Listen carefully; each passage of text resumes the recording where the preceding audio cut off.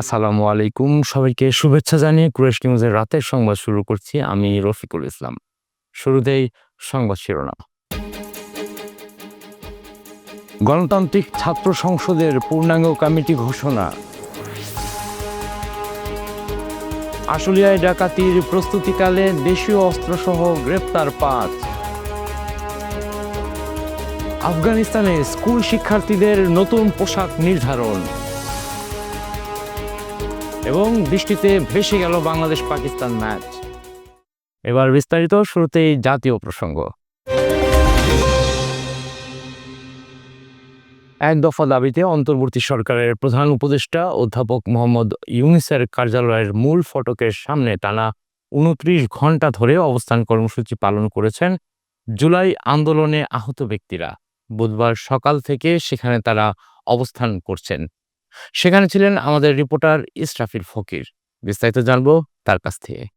আমার সোনার বাংলায় বৈষম্যের ঠাঁই নাই, এই স্লোগানকেই সামনে রেখে জুলাই আগস্টে স্বাধীন হয়েছে বাংলাদেশ। তবে জুলাই আন্দোলনের যারা আহত হয়েছিল তারা এখনো কেন রাস্তায়?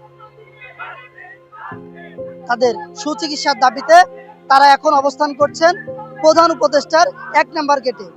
চলুন দেখে আসি আহতদের।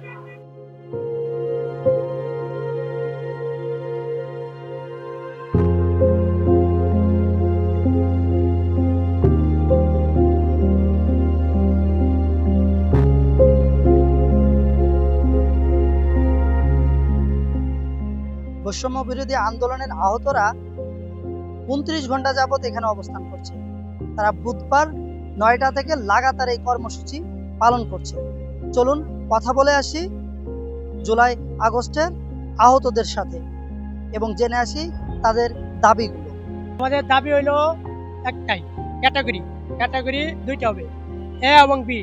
ক্যাটাগরি না কোনো বৈষম্য চলবে না, এটাই আমাদের মূল দাবি। আমাদের এখানে সবাই ম্যাক্সিমাম লোক আছে সি ক্যাটাগরি, সবাইকে আমরা সি ক্যাটাগরিতে বি ক্যাটাগরি নিতে চাই।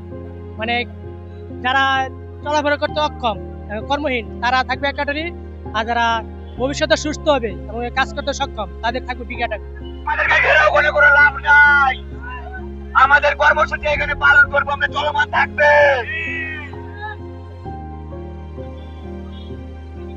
আমাদের এখানে দেখতে পাচ্ছেন আমরা লোক সংখ্যা কম, যদিও এখানে ৪০ জন থাকে, সেটা ৪০,০০০-এর সমান। আমার নাম হচ্ছে প্রিন্স পলাশ, আমি রংপুর থেকে আসছি। ইতিমধ্যে আপনাকে আমি বলে রাখি যে কিছুক্ষণ আগে আমাদেরকে একটা হত্যার চেষ্টা করা হয়েছিল আহতদেরকে। আমাদের উপর দিয়ে অ্যাম্বুলেন্স চালার পাশাপাশি পুলিশরা বাঁশি বাজাইতেছিল এবং হাতে লাঠি নিয়েছিল, শুধু চার্জ করতে পারেনি। আরেকটা কথা বলে রাখি, এখন তারা এই কয়টা পুলিশ দিয়ে পারেনি দেখি। দেখেন, আপনি ক্যামেরা ঘুরে দেখলে পাবেন। ক্যামেরা একটু দেখেন ভাই, প্লিজ ভাই, সাংবাদিক ভাই একটু দেখেন ভাইয়া, পুলিশ দিয়ে এখানে মোতায়েন করছে ভাইয়া। আমাদেরকে যদি এখানে গুলি করে ক্রস ফায়ার করে যদি মারিও ফেলে, তাও এখান থেকে আমাদেরকে উঠাইতে পারবে না। আমি বাসার মধ্যে বলে আসছি, হয়তো লাশ হয়ে ফিরবো, নয়তো প্রতিটা মানুষের মুখে হাসি ফুটাই ফিরবো। দুইটা ক্যাটাগরি হবে, এ এবং বি। দুইটা ক্যাটাগরি হবে, যারা এতে থাকবে যারা অঙ্গহানি হয়েছে বা হাত হারাইছে বা পা হারাইছে, যেমন আমি একটা পা হারাইছি এবং একটা বাম হাতের 3টা আঙ্গুলের আমার সমস্যা। এখন আমাকে যদি বিতে রাখে তাহলে তো হচ্ছে না, আমাকে রাখতে হবে এ, বা যে আমার মতো আরো অনেকজন অঙ্গহানি আছে তাদেরকেও এতে রাখতে হবে। আর বিটা চাওয়া হচ্ছে যারা আন্দোলনে ছড়াগুলি খাইছিল বা চিকিৎসার মাধ্যমে এখনো আছে, তাদেরকে বিতে রাখতে হবে।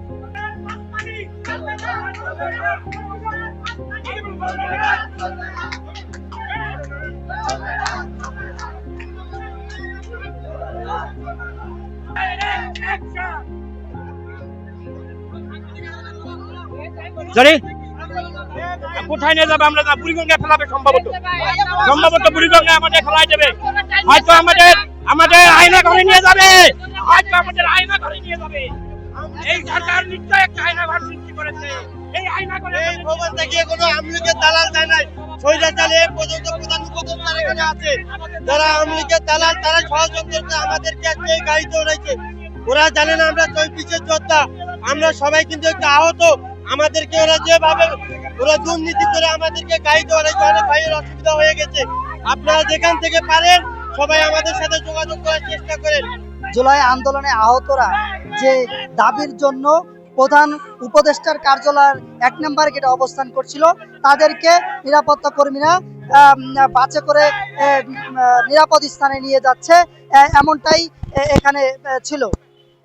ইসলাম ফকির, প্রাইস নিউজ, ঢাকা। বাংলাদেশ পুলিশে বড় ধরনের রদবদল করা হয়েছে। স্বরাষ্ট্র মন্ত্রণালয়ের নতুন সিদ্ধান্ত অনুযায়ী ১৯ জন অতিরিক্ত ডিআইজি সহ একযোগে পুলিশের ৫০ জন কর্মকর্তাকে বদলি ও পদায়ন করা হয়। বদলির মধ্যে ৩৩ জন পুলিশ সুপার এবং একজন অতিরিক্ত পুলিশ সুপার পদমর্যাদার কর্মকর্তাও রয়েছেন। বৃহস্পতিবার স্বরাষ্ট্র মন্ত্রণালয়ের জননিরাপত্তা বিভাগ পুলিশ ১ শাখা থেকে জারি করা পৃথক ২ প্রজ্ঞাপন থেকে এ বদলির বিষয়ে জানানো হয়। প্রজ্ঞাপন দুটি সই করেন উপসচিব মোহাম্মদ মাহবুবুর রহমান। বৈষম্য বিরোধী ছাত্র আন্দোলনের সাবেক সমন্বয়কদের ছাত্র সংগঠন গণতান্ত্রিক ছাত্র সংসদের পূর্ণাঙ্গ কমিটি ঘোষণা করা হয়েছে। বৃহস্পতিবার বিকেলে ঢাকা বিশ্ববিদ্যালয়ের মধুর ক্যান্টিনে এক সংবাদ সম্মেলনে পূর্ণাঙ্গ কমিটি ঘোষণা দেয় সংগঠনটি। কমিটির আহ্বায়ক, সদস্য সচিব, যুগ্ম আহ্বায়ক ও যুগ্ম সদস্য সচিব পদপ্রাপ্তদের নাম ঘোষণা করেন সংগঠনটির আহ্বায়ক আবু বাকের মজুমদার। অন্যান্য পদপ্রাপ্তদের নাম ঘোষণা করেন সংগঠনটির মুখ্য সাংগঠনিক তাহমিদ আল মুদাসির চৌধুরী। কমিটিতে ঢাকা বিশ্ববিদ্যালয়, জাহাঙ্গীরনগর বিশ্ববিদ্যালয়, চট্টগ্রাম বিশ্ববিদ্যালয়, রাজশাহী বিশ্ববিদ্যালয়, জগন্নাথ বিশ্ববিদ্যালয়, কুমিল্লা বিশ্ববিদ্যালয়, নর্থ সাউথ বিশ্ববিদ্যালয়, বিইউপি, ইউল্যাব, জাতীয় বিশ্ববিদ্যালয়, ৭ কলেজ এবং বিভিন্ন মাদ্রাসার শিক্ষার্থীরা পদ পেয়েছেন। বাংলাদেশ গণতান্ত্রিক ছাত্র সংসদের কেন্দ্রীয় আহ্বায়ক আবু বকর মজুমদার,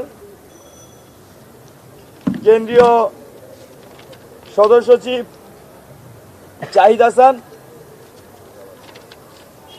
তারপর হচ্ছে মুখ্য সংগঠক তাহমিদ আল মুদাসির চৌধুরী এবং মুখপাত্র আশরাফা খাতুন,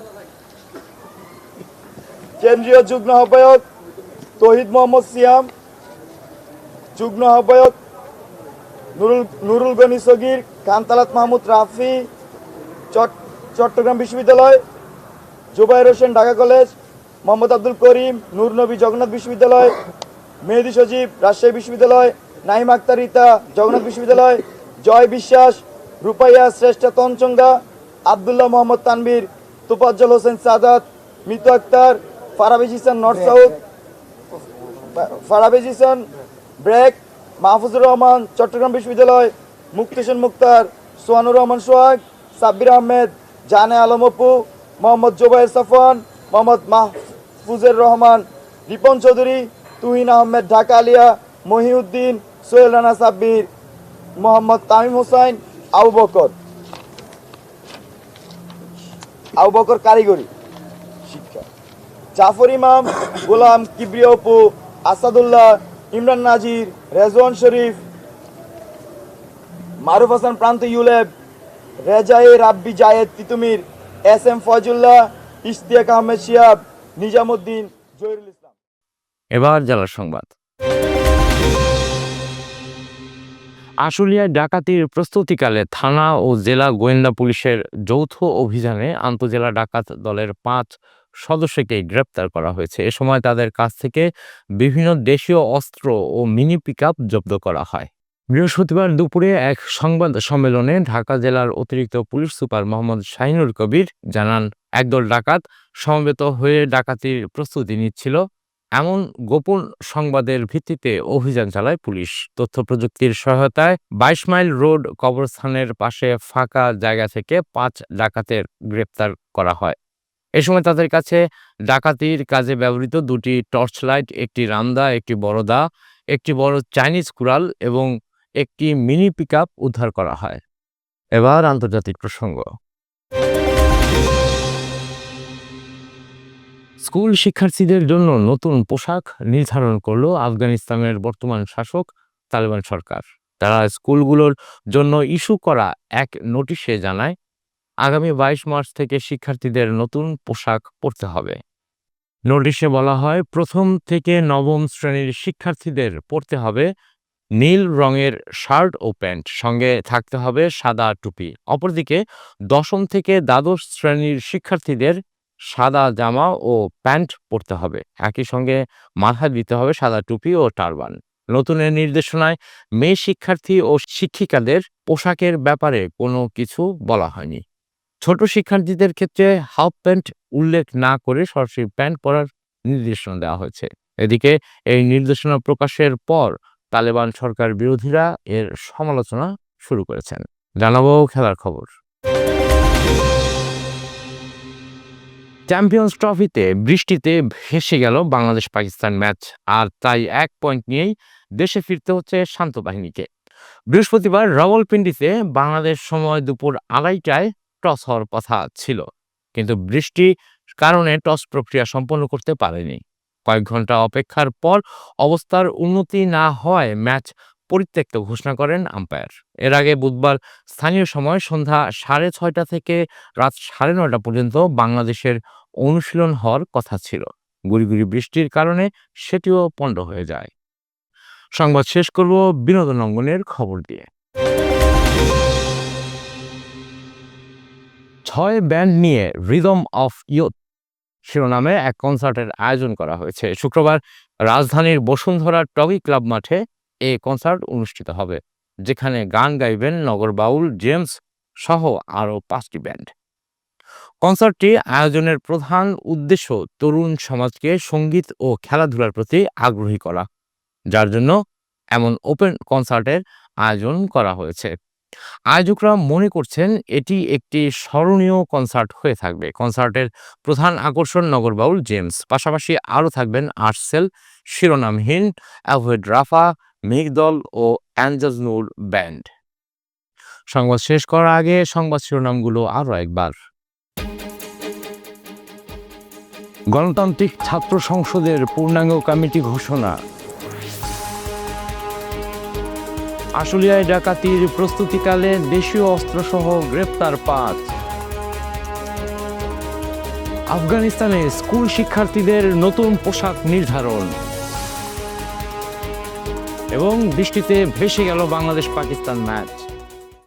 দর্শক, এতক্ষণ সাথে থাকার জন্য ধন্যবাদ। সবশেষ সংবাদ দেখতে চোখ রাখুন কুরাইশ নিউজের পর্দায় অথবা ভিজিট করুন www.qurayshnews.com।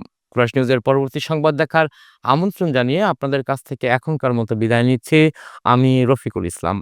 আল্লাহ হাফেজ।